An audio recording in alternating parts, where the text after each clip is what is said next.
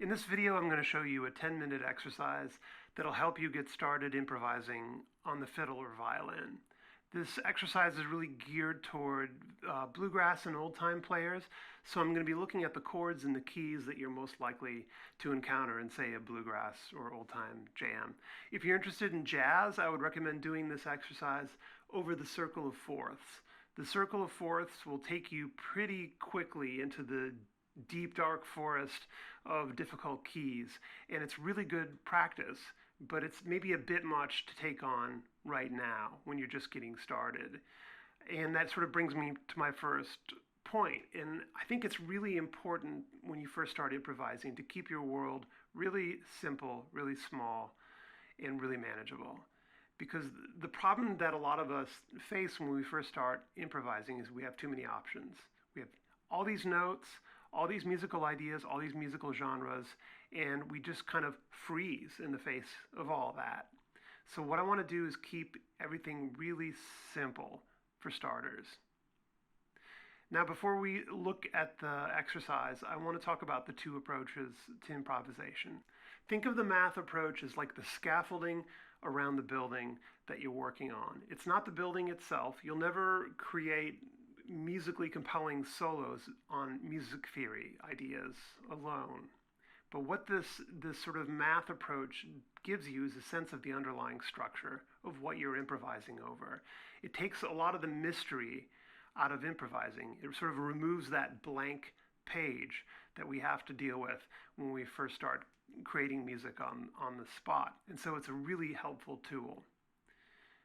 So what is a chord? A chord consists of, at its most basic level, 3 notes. Your root note, which you can think of as the namesake of your chord. So if we're playing a C chord, a C major chord, our root note is C. And now let's start with that note and walk up the scale to our 3rd and 5th notes, the other 2 notes in a basic chord, sometimes called a triad. So here's our root note, 3rd, 5th, root, 3rd, 5th. And because we're starting low, we can do this up in the upper register of our instrument. So we have C, root, E, 3rd, and then G, our 5th. And we're just going to keep things in first position now for the sake of keeping things simple. So here's our 2 octaves of chord notes. Now when we play these notes individually, as opposed to strumming them like we do on the chord, we call this an arpeggio.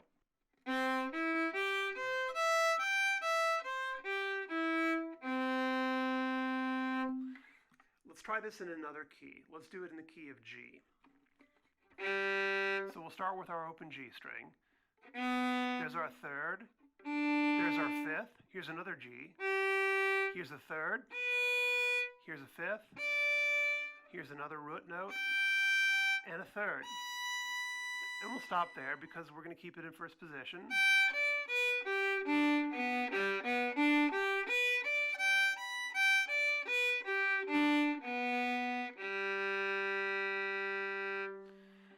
So what I want you to do on the math side of things is to practice these arpeggios until the shapes that those notes make on your fingerboard is sort of imprinted on your brain.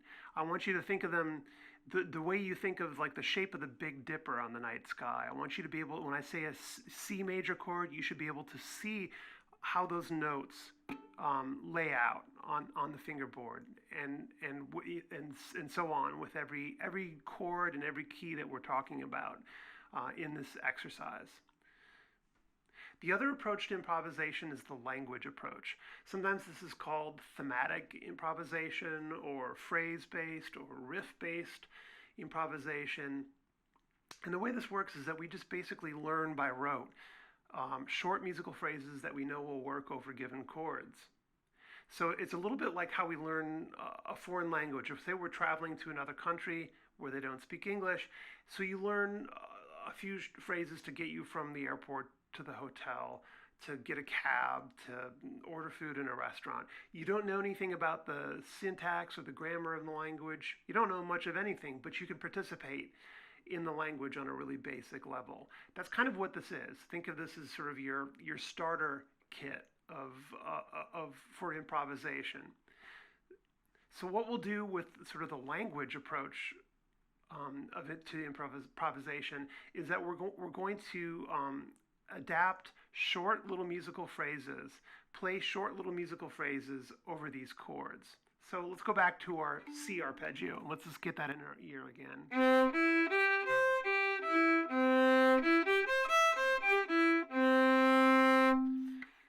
So for starters, what I'd like you to do is to take a really short snippet of melody. Let's start with Twinkle Little Star. It's a good one to start with because it starts on the root note of the melody.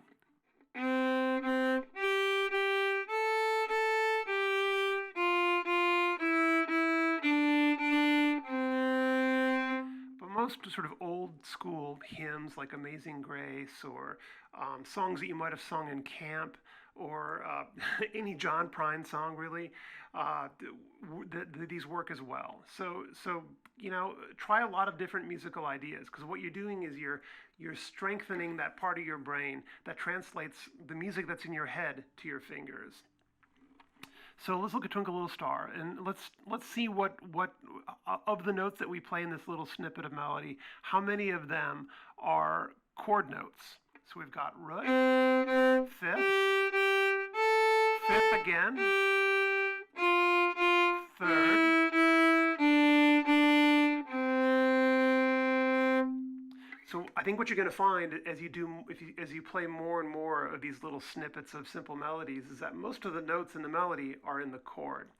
And that's why having chord knowledge, which most of us fiddle players, frankly, are kind of deficient in, we don't think about chords since we don't play them like guitar players do. It's helpful for us to know them because chords are not at all separate from melody, which is that melody is the sort of the world that we fiddle players tend to live in. So try it in the upper octave of C. Sorry.